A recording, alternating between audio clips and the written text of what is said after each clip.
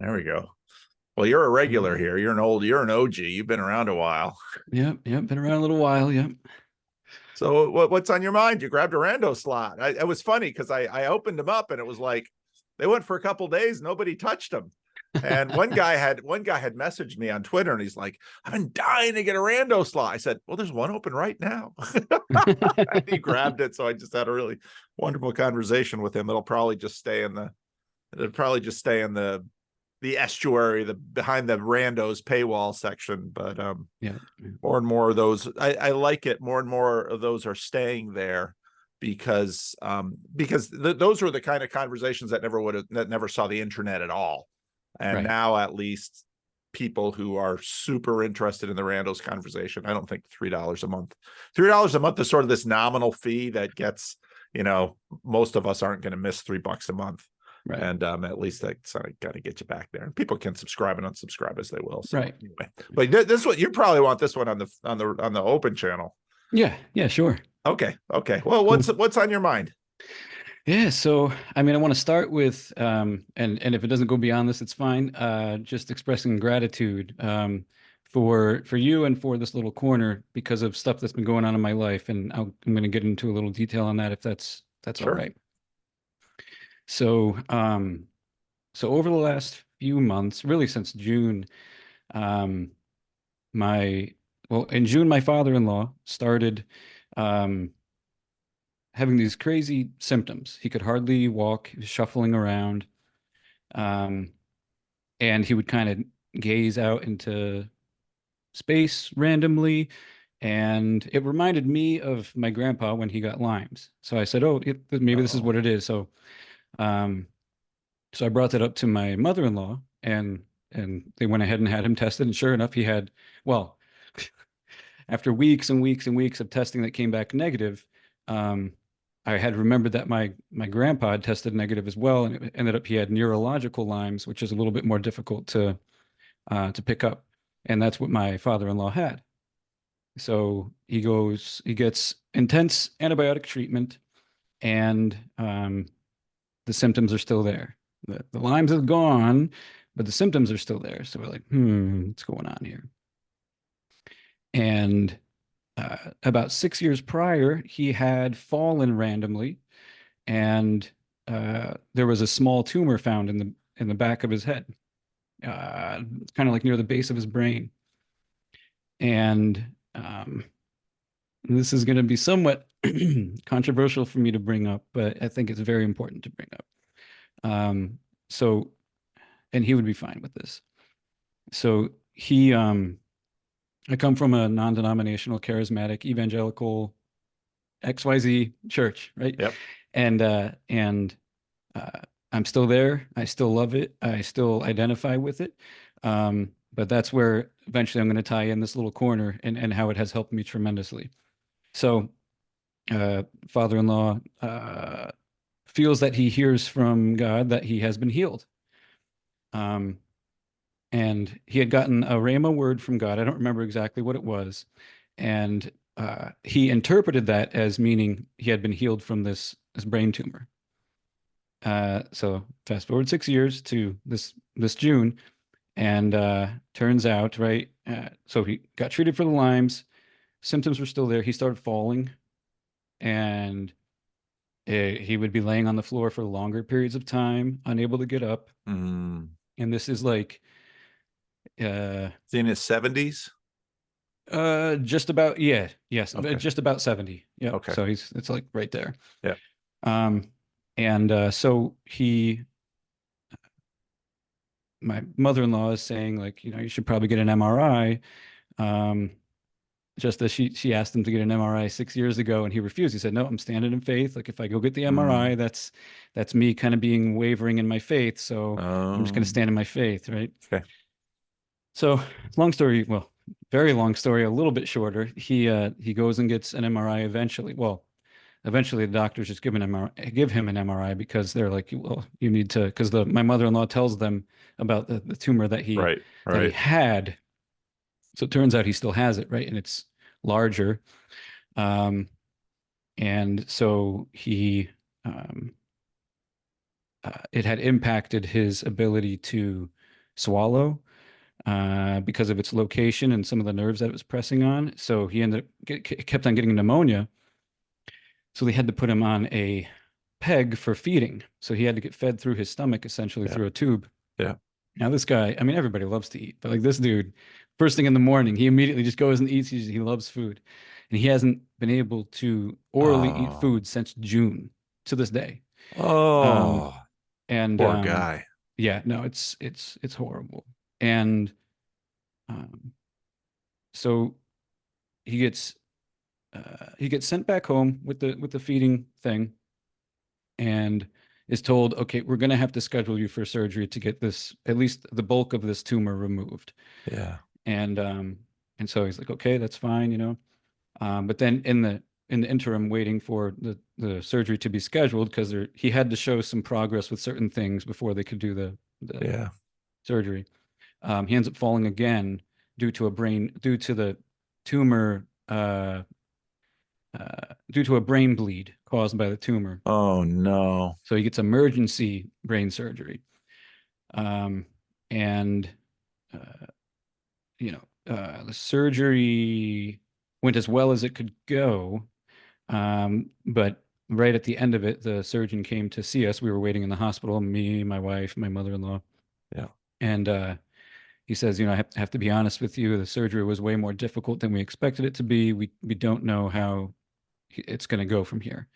Um, and he was completely unresponsive for hours, and they out for hours longer than he should have been. Right, they were Yeah. expecting him to at least show some indications of um, responsiveness, Yeah. and uh, and so uh, there's a chapel at the hospital. We go to the chapel and we're praying there, and the surgeon calls and he says, "Hey, whatever you're doing, keep doing it." He's starting to respond, and you know, we had gotten to the point where we just didn't expect anything. We thought this was going to be Yeah. the end, and now he's starting to Yeah. respond. Yeah. And so, so we get, you know, obviously we get really excited and we start praising God, and we just Yeah. continue praying, and he shows little by little some more responsiveness. Um, Now there's between then and now there's about several weeks worth of details that I would have to give. But so today, fast forwarding to today, he just got moved to another different live-in rehab. So he's been to a bunch of different rehabs after he got released from the hospital. He's still alive. He is uh, pretty much on an upward trajectory, but um, he's largely immobile, other than like some of his left side. Um, Still can't really speak other than a couple words. Still can't eat, right? Still on the feeding tube because, again, of not only because of the tumor now, but because of the surgery, Right. also may have damaged some of the nerves, right? So Right. now that's my father-in-law. My mother-in-law has been on a lung. My mother has been on a lung transplant list for about a year or so. Um, Wow. for Because she had COPD, a mixture mostly of a long history of smoking, but also some genetic stuff as well. Yeah. And so, you know, this year was going to, by the doctor's estimations, this year was going to be her last year if she didn't get the lung transplant, basically. And but she got a call for a dual lung transplant. She technically only needed one, but both of her lungs were kind of compromised, and a dual lung transplant came up. And so they jumped right on it. And this was in September. Towards the end of September, she got the transplant. The surgery went really well. It actually was like quicker than they expected, but the recovery has been up and down significantly. There was a while where it looked like her body was going to just flat out reject the lungs, no matter what medication and stuff that they did. But as of right now, the lungs are doing fine. Now it's a matter of her other organs kind of got compromised in the process to some extent. So, you know, I should be getting more news on that later today, as a matter of fact, on her liver and kidneys. So, Kidneys have been on an upward trajectory for the last few days, but the liver has been concerning to the doctors. So I bring all that up in connection with this little corner and in connection with you because um, I have watched a little more backstory to make this mean something. My wife grew up in the church. My wife's parents, my mother-in-law and father-in-law, uh, uh, got saved before my wife was born, and they became elders in the church before my wife was born. They were the youth group leaders at the time when I started dating my wife, and so yeah, they've been a tremendously important uh, couple for me in my faith, but also just in life in general. And again, this is always the church that they've been a part of has been the church that they've always been a part of, and it's always been this charismatic, evangelical kind of church, right? Yep. And so that's what my wife grew up in, Yeah. and of course, as with anyone who has a really good father, the father is the first impression of God, Yeah. and so my father-in-law, um, my wife's faith is deeply Mm. woven into her Yeah. history, her childhood. Sure. Absolutely. And this has, and is continuing to some extent, throw her for a loop spiritually, Mm. right? Mm. Because uh, my wife is no simpleton by any means. Like she's tremendously wise, and um, she's a tremendously wise person, and she has been a tremendous support for me spiritually over the years as well. But that being said, um, she, my mother-in-law, my father-in-law, when he was still able to speak, um, I've eh, eh, I've watched them have a very, very hard time spiritually ever since this stuff started unfolding. Um, and even though this is the only Christian faith that I've known personally, let's say, Yeah. I've always had a sort of critical mindset. And the last time we talked, or maybe it was this is the third time we've talked. So it was either the Yeah. first or second time we talked. I mentioned how I'm reluctant to engage. I can be reluctant to engage in my faith too critically or intellectually because as I do that, it tends to get colder, is Yeah. what I would mention. Yeah. Yeah. Um, and um, I have come to be deeply, deeply grateful for that side of me, Mm. because uh, for me, though the stuff that's been happening is uh, very painful, and though I don't understand like why, so to speak, it's Right. happening, Right. um, it has by no means like made me question my faith or question God or anything like that. It's Yeah. just Yeah. because I've always historically I would envy those who had a simpler faith than me in the church, and I Yeah. say simpler in the most loving kind of way. I don't mean it in like a disparaging way, but just like if the pastor says name it and claim it, oh, that's what it is. Name it and claim it. And Yep. I used to envy that to a Yep. great degree. I'm just because my mind just won't shut off. It just, Yep. well, but this and well, could maybe, Yep. And now I'm like, well, yeah, because in the back of my head, ever um, since before I was a Christian, you think of the mother who has to bury their child after watching them deteriorate from cancer, praying day in and day out for months, years, and the child dies. Yep. That's never not been a part of my, and that's why from early on I loved Ecclesiastes and Job and stuff like that because I'm just like, well, this is if this stuff is part of the Bible, right? That to me that lends an incredible amount of validity, consistency wise with how the world actually unfolds. Right. Right? It's not all happy stuff. It's not No. all. It's not. Christianity doesn't give you a magic wand, um, and So what does that have to do with you and this little corner?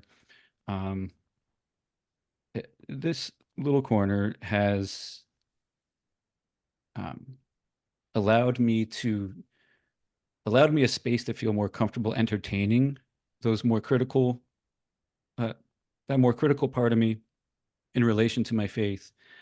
And over the years in this little corner, since whatever 2017 or something, which I can't believe it's like Yeah. 6 years or something. Yeah. It's Yeah. that's Yeah. how long it's been. Yeah. But it has enabled me to engage more um, genuinely with my Mm, faith, and uh, in a way has um, validated my tendency towards having a much more simpler faith than, and simpler, but I mean like less complex, less elements of doctrine and theology and stuff like that. There are mm, thoughts that I have about a lot of different things, sure. but in terms of what I think is core and Yeah. critical, there's like maybe a handful of scriptures, that I, when I read the rest of scripture, it all seems to just converge on these handful of scriptures. And so when um uh and I've found myself over the years, as I begin to explore any particular tangent in those times where it would feel like it would get colder for me, the thing that would warm me back up is coming back to that simpler core of the faith. Yep. And so I've seen how though there are many, many, many disagreements in this little corner over certain specific, what I consider to be relatively auxiliary details around faith, Yeah. there are some core principles that seem to be shared across almost everyone, if not everyone, in the little corner. Um, and I guess this also ties into the other thing I wanted to talk about, which is this rebranding of my YouTube channel. In that I've found that entertaining the intellectual side of myself does not go cold if I make sure that it is rooted in love first and foremost, love for God and loving others as myself. If I make sure that whatever little tangent I might feel inclined to go down, if I, to the degree that I'm able to make that subservient to, um, make that make that journey in service of becoming better able to love God and love others as myself, then I'm fine, right?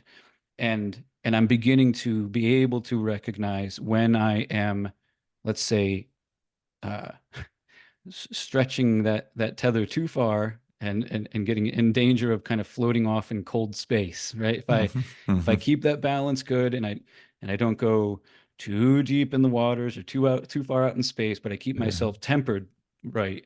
Um, that's when I find that um, it not only doesn't get cold, but um, it's it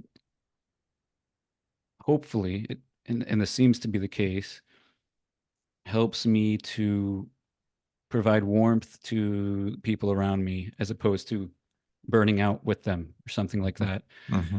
Um, and again, it, it I am very grateful for this little corner because um, before I came to this little corner, I my perception of my faith was that I'm to the extent that I want to be critical and explore things, that is and this, nobody told me this. It's an impression that I got from people in general, but I think it was just maybe a fear-based thing, was that like, don't, don't do that. Like this is the box. This is the thing, and it's a, don't, don't look at Calvinism too much because there's a bunch of legalism over there, and don't look at Catholicism either because there's or God forbid Orthodoxy, because there's all that idolatry over there and worshiping Mary, and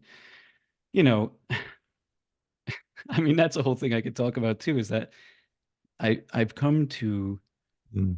value those things. Like, even it used to really bother me when someone would like get up in front of church, whether it's a pastor or a guest speaker or or I just talk to somebody on the side, after grabbing coffee and stuff, and they just can't help like nagging about, you know, the legalistic churches or whatever, and used to really bother me. And um, I think to a degree, I think all of that stuff is necessary because I think of I think of the fact that if in order for me to grasp like this mug, right, my fingers need to act in opposition to one another.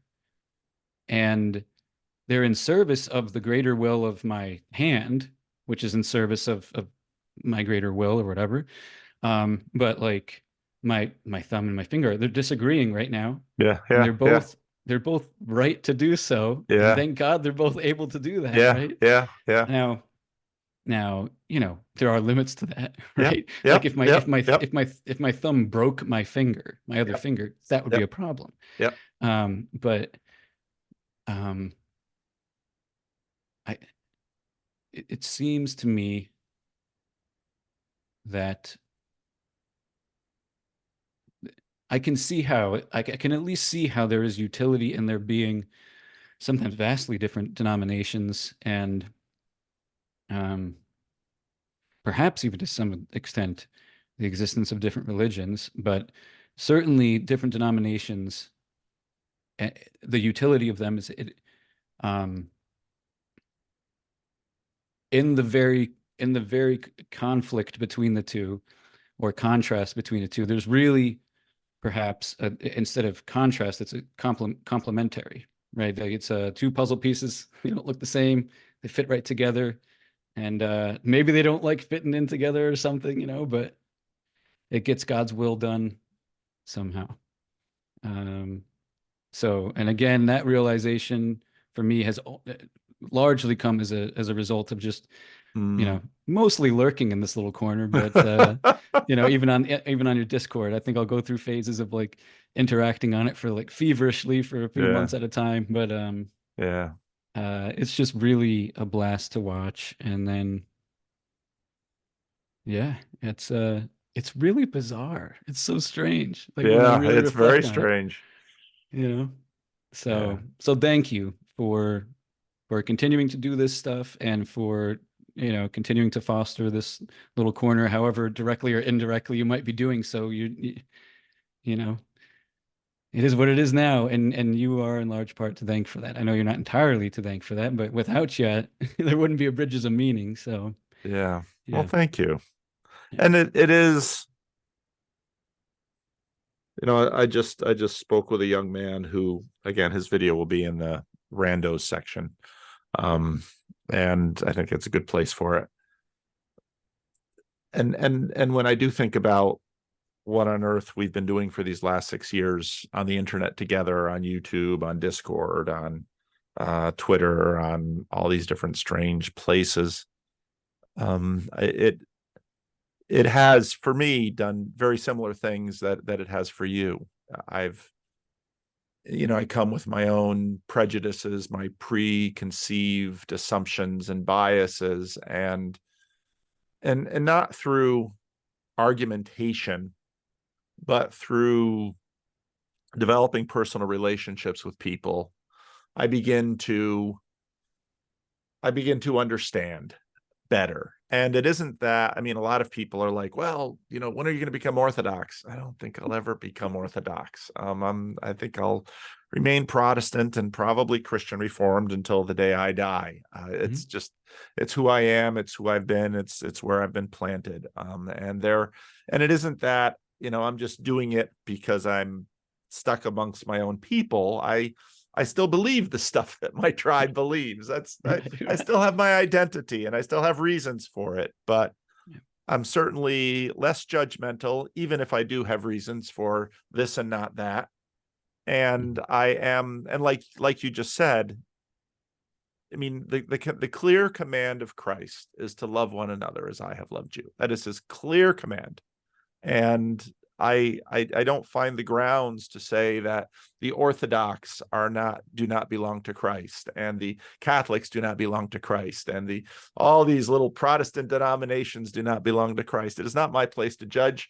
Christ knows his own, and I will, based on my ignorance, just maintain a bias of openness and love towards others. That is the command. That is the Christian life. And that doesn't just include that generosity and love towards Christians. It also includes everyone, all the way up to and including enemies. Yep. And so this little corner for me too has been a similar place where I've had to sometimes just sort of eat humble pie and recognize my own biases and blind spots, and sometimes my biases are formed through fear or through something else, and then to learn that, you know, if Jesus is Lord, what do I have to fear? And the Gospels say that over and over again.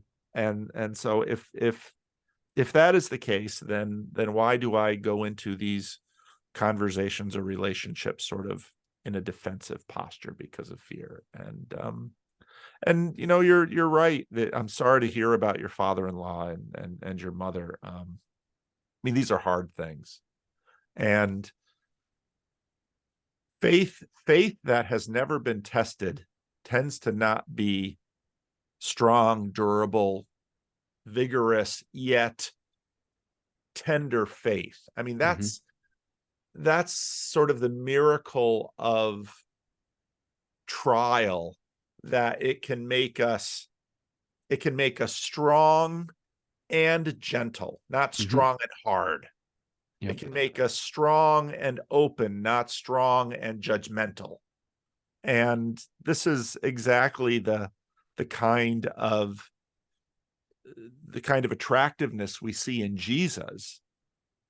And you know, the New Testament says again and again and again, and I think it's implicit in the Old Testament, that these trials, you know, it's Jesus starts his public ministry, and the first thing that happens, he's out into the wilderness to be tempted by the devil. And that isn't incidental. And Jesus' whole life, his whole ministry is a trial. And of course, the culmination of the trial is the crucifixion. This is the Christian story. And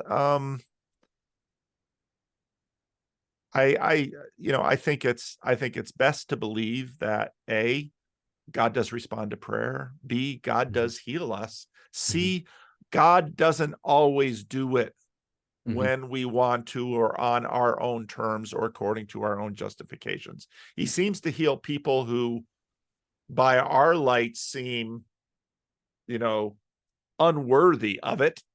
And then he allows those that we believe are worthy to suffer terribly. And this, you know, and I think in this way, Jesus invites us beyond sort of a transactional faith, where we sort of believe that I've tithed, I've been faithful, I've owned the right doctrine, I've done all of this, I merit this miracle. And no, at the core of it is, none of us merit any of this. This is all grace. And so when in his plan, his saints suffer and die, and, you know, for the most part, that, you know, we all die, Christ still reigns and continues to rule through our deaths. And so, no, I'll pray for your family, because you can talk about this stuff intellectually in the abstract, but when it's your family or your child, or your life. I mean, this Job goes through that. If Jess were here, he'd be all over Job. Yep. This is it's not abstract or intellectual. It's real, and that's where the battle is engaged. So Yeah. And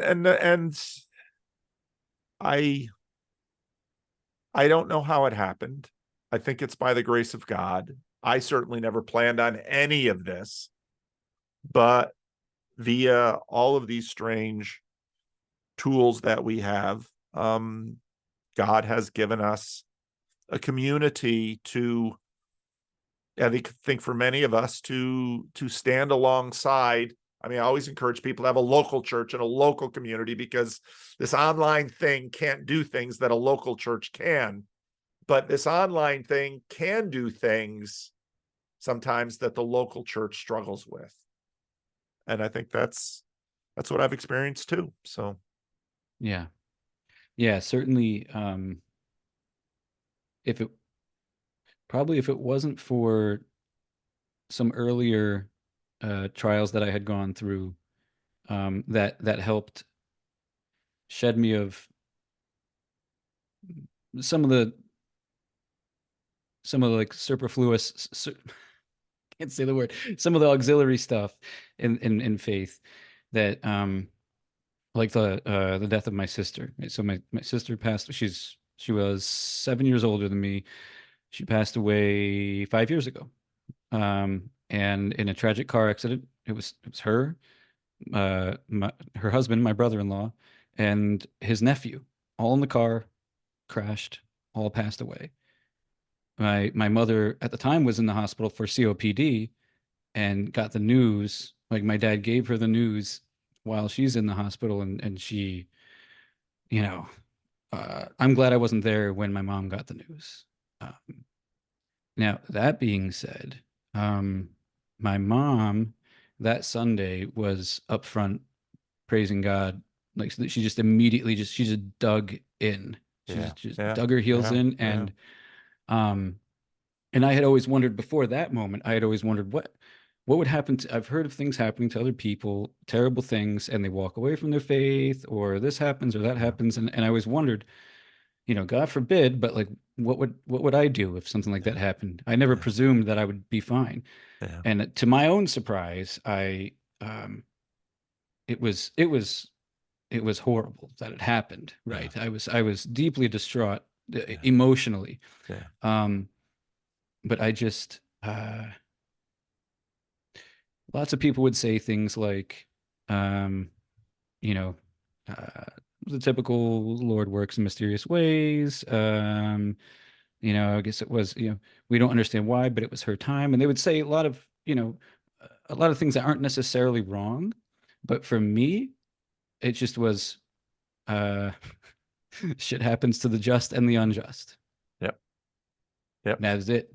I refuse to make some sort of prescriptive, judgment upon the situation of like, um, it was because they're, this, that, blah, blah, blah. I'm like, that just stuff just happens. I could be driving down the road and a tree falls on my car, and that doesn't mean that there was some thing to it now.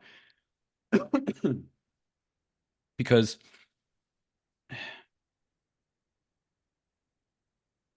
I think this is the way I orient myself I'm trying to orient myself towards it now anyways, is that when things like this happen, my responsibility is to um,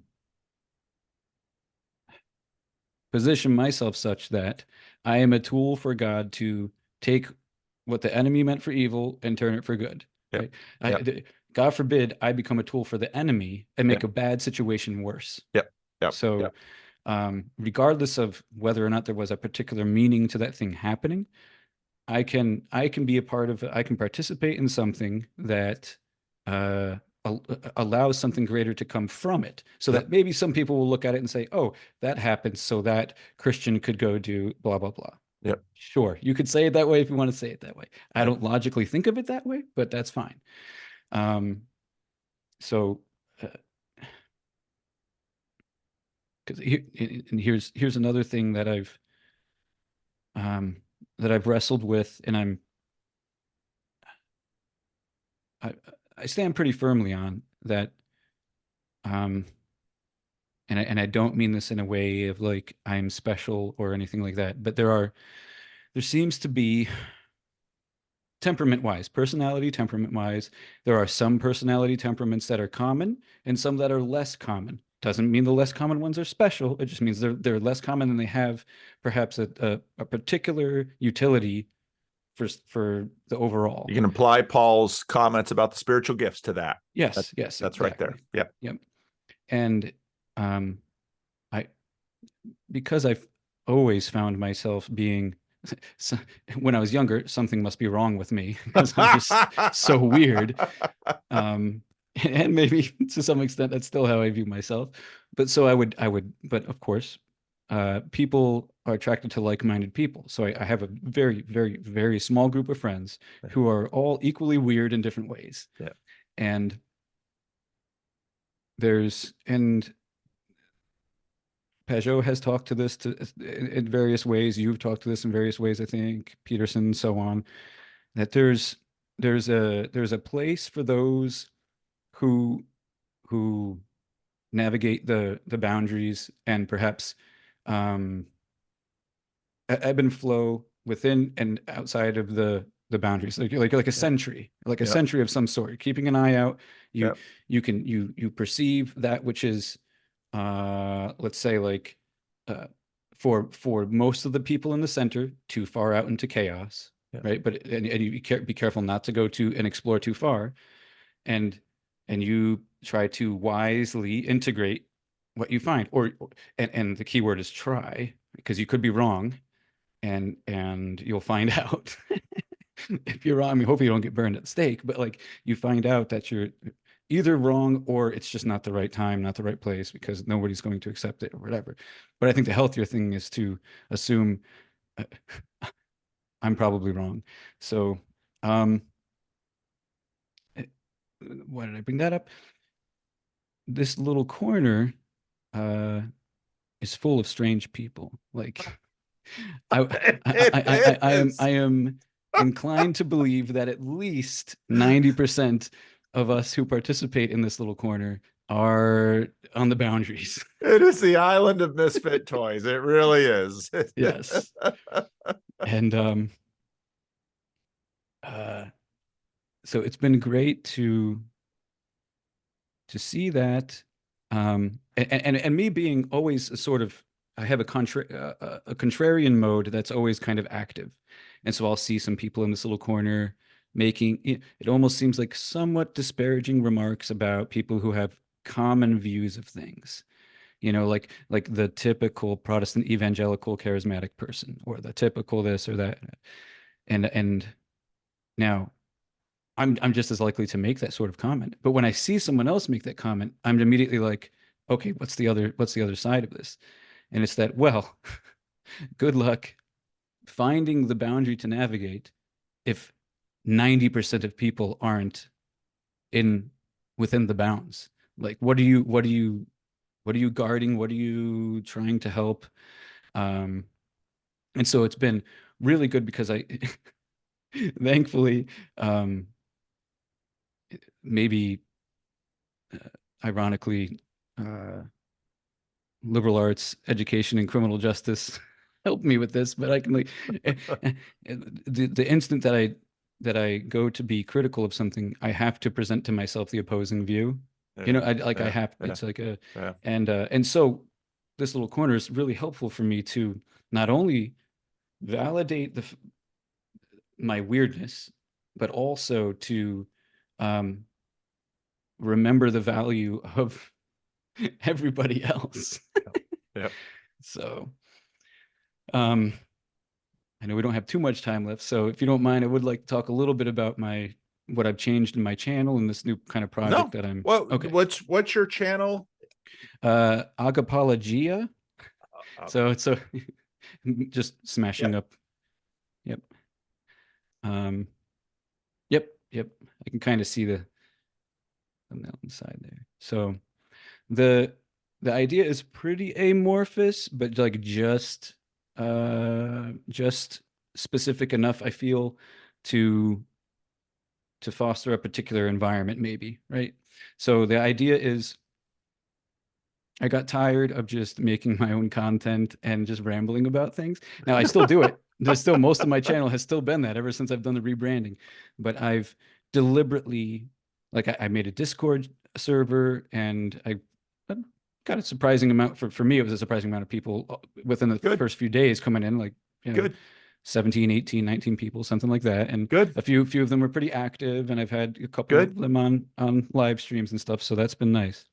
Um, the idea is, having been exposed to this melting pot of this little corner, Yeah, um, but wanting to host a, um, I've noticed that some of us weirdos in this little corner are, um, let's say, less explicitly intellectually minded. I have an intellectual side for sure, but I buck against, like, too much yeah. Too much terminology, and theory. too much in the head. I Yeah, want there to be, the nature of it being an online community. It's not exactly boots on the ground, right? right. But I want it to be more heart than head. So Yeah, that's the idea behind Agapologia. Is I want people of various perspectives. I don't want it to all just be a love fest in the sense of everybody agrees with one another, right? Which, one of the great things is I do have, Yosef is over there, and so he's provided me with some resources on like Hesed love and stuff like that. So that's been really helpful. I'm hoping to good. have a conversation with him soon. Yeah, Um, so um, I want various perspectives on love. I want lots of conversations, particularly in the Discord, and then whoever's in the Discord, if they want to make their own videos for the channel or jump on a live stream or whatever.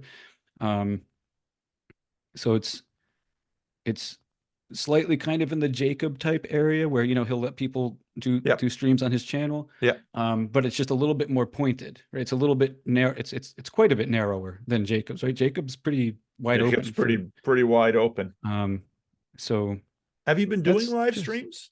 Using StreamYard and that whole thing? I see some uh, live streams, but yeah, I did a couple. I actually switched over to Streamlabs because they had a ridiculous Black Friday sale, oh, really? for like their premium stuff. So it was like 50% off. I don't know if they still do. But that, like, Streamlabs has like way more than StreamYard. Not that it's Really? necessarily better, but it's like it's tailored. Streamlabs is tailored to um gaming streamers, but um if you do their premium thing or whatever, it allows you to do your editing, your thumbnail creation, your live streams, your solo video. Like, you can do basically everything within Streamlabs, um, which is pretty nice. Oh, Um, so it's, in terms of live streaming a discussion, it's similar to StreamYard, right? You send a link to somebody, they open the link, they jump in, they say yes to their mic and camera, and that's it. We're good to go. Um, but you can do nice little overlays and stuff, and I've been trying to make stuff a little bit spiffy over there, but cool. yeah. So Oh. Yeah, a that lot is of sort of my adopted thing. StreamYard just because it was easy, and Jacob was kind of the Yeah. apologist for it. But It may oh, still be, it probably still is like the most popular choice, I think, StreamYard. Um, but oh, there's alternatives cropping up everywhere because, well, that's the tech world for you. yeah, So yeah. Huh. I'll have to check that out sometime. yeah, so I'm tired today because Did a shift. I did Streamlabs last night. I did a Oh, stream okay. with a in real life friend who lives somewhat nearby, but not close enough for us to get together. So we did a live stream, and we ended up talking until like 1 o'clock in the morning. And then the night Yeah, before that, I did a similar thing with someone from my Discord. So, yeah, but then I just randomly checked the rando slot on, like, yesterday, and I'm like, there's one there. It's Tuesday. yeah. I know. What's going Those on? sat out there for a while. It's like, wow, folks have given up on the links, and Yeah. I mean, so much of that just depends on my schedule. I mean, if I'm if I have time, I open them up. If I don't have time, I don't open them up. It's just that Yeah. simple. And of course, nobody can know my schedule, but I learned early on not to just open them up in general, because then I would get crunches when things would come. And then other people would sign up for 1, 3, 4 months in advance. And then when it would come to time, they'd be like, yeah, I can't do it. And it's like, the next 4 Right. months or so, then I just open them up when they're available. But I'm glad you got one, because it's good to catch up. And again, I'm Yeah. sorry to hear about and I pray that I pray that it turns out okay. Yeah, I thank mean, you. it's and especially for your wife, it's hard. It's hard. Yeah. It's hard. Yeah, I try to so my wife comes from an Italian family. She is the Italian American woman, and so there's a tactfulness with which, Yeah, I've yeah, got to do certain things, uh, and I also uh, I actually feel bad for people, and I guess this goes for you too. I feel bad for people, uh, and this is ironic because my children will be these people who grew up in the church. So yeah, I grew up outside of the church until I was 16 years old, and then I had a salvation experience, right? And so I have a type of value for it that my wife just can't have. Like she's always yeah, had it. yeah, And yeah, yeah, and uh so I am I'm validating where she's coming from, where she's having a very hard time understanding why would God allow this to happen? What did my dad do to deserve this kind of thing? yeah, Knowing, and she knows that that's not how things work, yeah. but in your heart, it's what you're gonna feel, Absolutely, and absolutely. she's not gonna, she's Italian American. She's not gonna she's not gonna No, pretend that she feels otherwise. no, she's She's not. she's not going to pretend. I grew up in Which, New Jersey with a lot of Italians, yes, and yes, it's their culture. yep. Well, her dad's from New Jersey, so Yeah, she yeah, was born in New Jersey. So yeah, yeah, yeah, but so I just try to encourage her. I say, listen, I don't think there is any understanding this, and I don't expect you to just pretend that your faith is fine and everything like that. But I just want you to know that I genuinely believe and know that God is with you and loves you and is sorrowful for you that you are going through this. yeah, And if you can't bring yourself to believe in his love currently, then I'll just continue to do my best to be that love manifest for her right now, yeah, because yeah. that's that's all I can do. And it's a tremendous responsibility, but it's also okay. One more thing. I know we only have like 10 minutes left, but Well, I have um, less than that because I got another thing oh, after this too. okay. So So with my in-laws being my spiritual parents, right? yes. They brought me into the faith and everything. This has been a tremendous gift in a sense. I find myself being able to repay them for Mm, all of these years of spiritual support yes. that they've given me. Yes. And again, this is in some part in thanks to you and the communities that have sprouted up around you. So thank you. I'm glad that this has, if anything I want from this stuff, it's that it helps people, and that through you I can, be an encouragement to them. That's deeply gratifying. So thank you. Thank you. Yeah. I'm going to put this in the membership section ASAP as soon as I get time today. And then when it's right, I'll put it out into the full channel. And if there's any other links that you want me to include, send them to me and I'll get them in the video then. You want them in email or Discord? Email. Okay. All right. All right. Great, Christian. It's good to see you. Thank God you so bless much. you. Likewise. And God be with your family as you go through this trying time. Thank you. All right. Take care. Bye-bye.